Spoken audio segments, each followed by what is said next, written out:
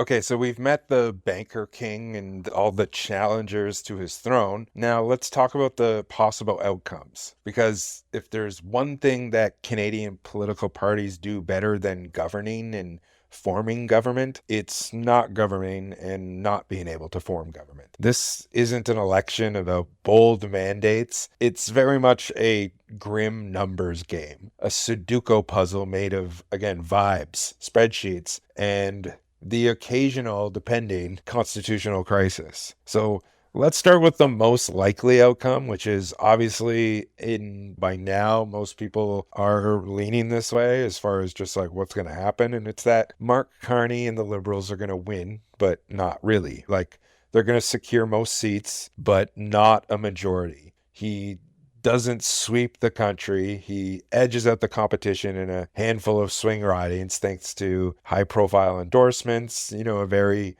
friendly media and voters who just want the chaos to stop. And I feel like in that instance, for Carney, who's a political newcomer, it will be a success. He returns to power the way that most Canadian Liberals do, not through inspiration, but through exhaustion. He calls it a mandate for stability, but the reality really is like it's a mandate to keep the wheels turning. And expect a cautious agenda, some rebranded Trudeau policies with the serial numbers off, modest gestures to climate and housing, and lots of meetings with provincial premiers where really nothing gets decided. The NDP will probably have to prop him up again, citing the usual lines about harm reduction and incremental progress. The Bloc is going to probably cut a few deals to secure Quebec's insulation from federal whims. And just like that, the Liberal Party of Canada do it again. And Mark Carney governs as a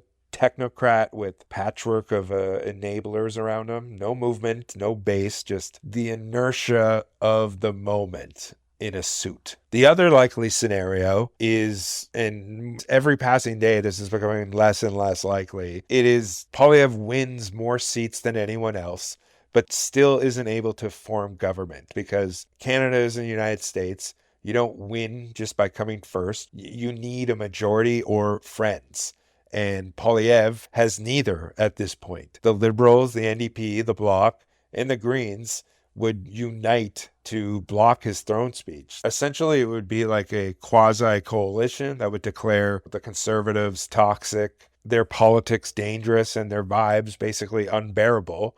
The parliamentary math would shake out, and Carney would still be in the PM's chair and tell the nation, I'm not fucking leaving. And then that moment, you would see the meltdown, Canada's January 6th, because think about it. Poilievre wins a polarity and then he gets blocked. His base, they're already trained to believe in stolen elections, shadowy gatekeepers. They would lose their collective mind, right? Social media would explode. Facebook groups would form fucking militias. Rebel News would have, like, they would call it like the coup. There would be like a 24/7 live stream on Rebel News covering the unrest that was just like the coup 2025. Protests would erupt though. We would see it would be Convoy 2.0, make Canada free again type vibes. And yeah, Convoy 2.0, and it would just be probably better planned, more organized. They would actually have a material cause. And I've talked about this before, and I promise that, like, obviously once this is done, I'm not going to bring it up, but I still think that there's a potential for this, even if Poilievre doesn't win a minority and just wins the popular vote, but still loses a minority to the Liberals, that it's not going to go over well. And obviously it's Canada. It's less violent than America, but no less dangerous as far as like the political ramifications. There's a potential for the same type of thing that happened before. The line between like protest and insurrection, simply because of not understanding the way that the fucking Westminster parliamentary system works, becomes blurred. And what would Mark Carney do? He would be measured. He would call for calm. He would say that, the classic lines, Canada's institutions are strong. There would be a meeting of the minds, a sit down with all of the CEOs, all of the mayors, all of the people affected by this type of thing, all the cops, and it'd be the same type of stuff that we've seen during the convoy. Democracy is preserved. but only because we did something, right? I don't know, something along those lines. And the part that I've talked about a bunch, and obviously if this type of thing happened, Poilievre would be out, not in government, not in control of any type of political narrative, not in control of his own political base, his supporters, the fucking Bitcoin bugs, the convoy cosplayer folks, the entire Rebel Media comment section. They would be so furious. And again, Parliament Hill, floods of pickup trucks, floods of flatbeds, people crying stolen election, demanding that Poilievre fight. But he can't. He spent years pandering to these people, and now he won't be able to pivot. The Conservative caucus would see the writing on the wall. He would be a 1,000,000% liability, and like the perfect mascot for separating themselves and rebranding as progressive conservative. And in that moment, that is the moment that I've talked about. Again, I've talked about this numerous times, and this would fulfill my prediction, because in that moment you would enter Doug Ford, the backyard barbecue populism. A similar type of politics, but just with like less screaming and more cul-de-sacs and cronyism.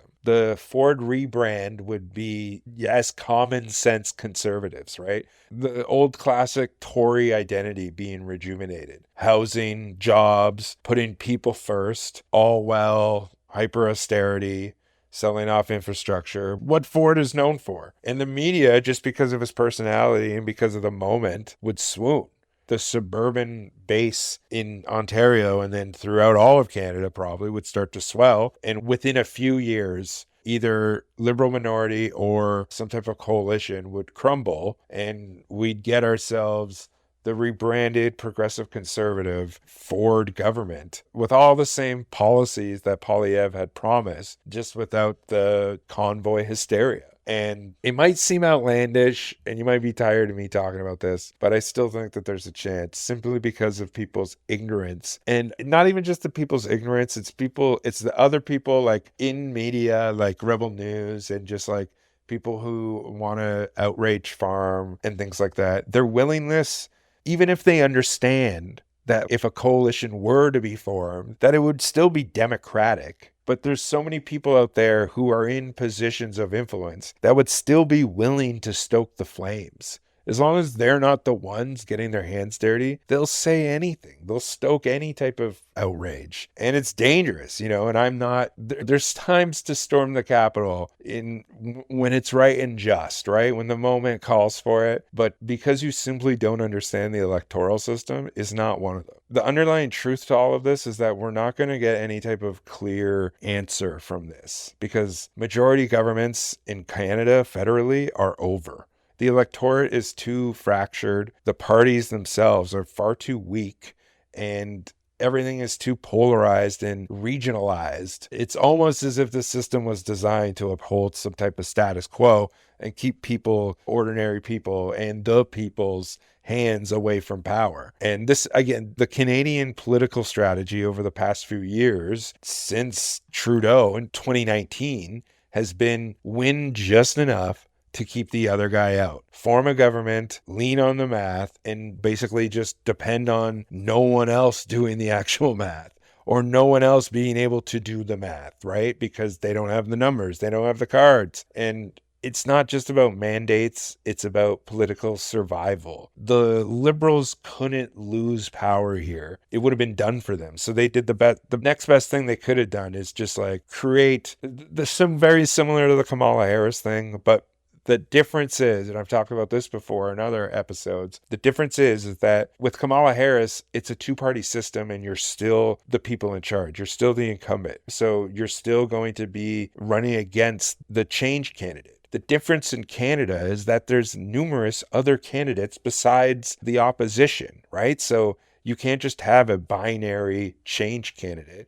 And so it doesn't work. And so if you do the thing where you externalize yourself as the political enemy and then rejuvenate your brand to make it seem like, oh, we're not that anymore. We've moved on. We're something different. It works a lot better. The Liberals don't need to win hearts. They need to win the NDP, right? Like, and the Conservatives don't need to win trust.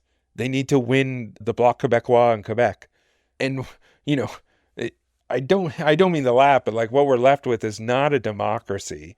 It's again, it's a numbers racket. It's an endless churn of confidence votes and opposition theatrics, kayfabe, a national direction being determined by who's the least hated at the moment of crisis. And that's not a system of vision. It's a system of avoidance.